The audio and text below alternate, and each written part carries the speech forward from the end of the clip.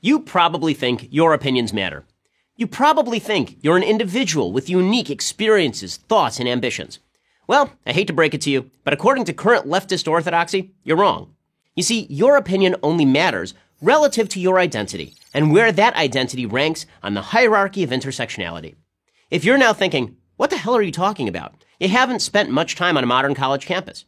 Intersectionality is a form of identity politics in which the value of your opinion depends on how many victim groups you belong to. At the bottom of the totem pole is the person everybody loves to hate, the straight white male. And who's at the top? Well, it's very hard to say because new groups claim victim status all the time. No one can keep track. So, how does this intersectionality thing play out? Something like this.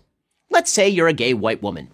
Your opinion matters, but less than that of a gay black woman. Why? Because while all women are oppressed by the patriarchy, and all gays are oppressed by the heterosexual majority, blacks have a victim status that whites obviously don't. Of course, a gay black woman's victim status is less than that of a black trans woman, who ranks below a black Muslim trans woman, and so on. The more memberships you can claim in oppressed groups, the more aggrieved you are, and the higher you rank. Get it? Good, because it's about to get even more complicated. Intersectionality takes your victim status and uses it as the basis for creating alliances with other victim groups. 30 or 40 years ago, activists encouraged racial solidarity among blacks to combat oppression. But today, that's not enough. Today's activists demand blacks make common cause with other allegedly oppressed people, gays, lesbians, transgenders, Palestinians, Native Americans, whomever. Here's the logic. A black gay and a Hispanic gay may not belong to the same victim group racially, but they do belong to the same victim group on the basis of their sexuality. By focusing on the places where various victim identities intersect, intersectionality creates a united us versus them paradigm, righteous victims rising up together to fight the oppressor, those dreaded straight white men. This explains why at a rally protesting the treatment of Palestinians by Israel, you might see a contingent of lesbian activists. That's intersectionality at work. They're so united by their victim status that it doesn't matter if Islamists throw gays off of buildings or murder female family members who defy their father's wishes. Victim solidarity trumps all other considerations. The term intersectionality was coined by Kimberly Crenshaw, a professor of law at Columbia University.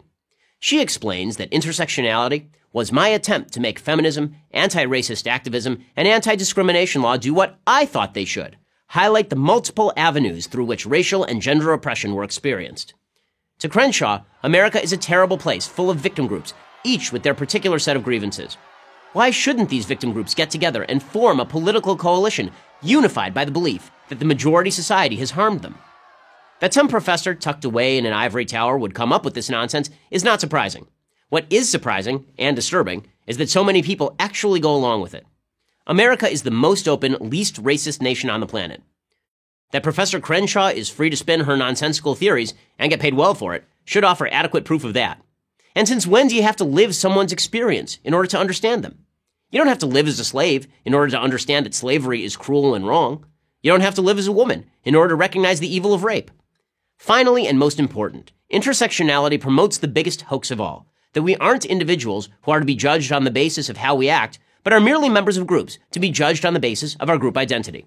In other words, you and I, as individuals with our unique experiences, thoughts, and ambitions, count for nothing. Our racial and sexual identity count for everything. It's hard to imagine an idea less likely to produce a free and equal America than that. But what do I know? I'm just a straight white male. I'm Ben Shapira for Prager University.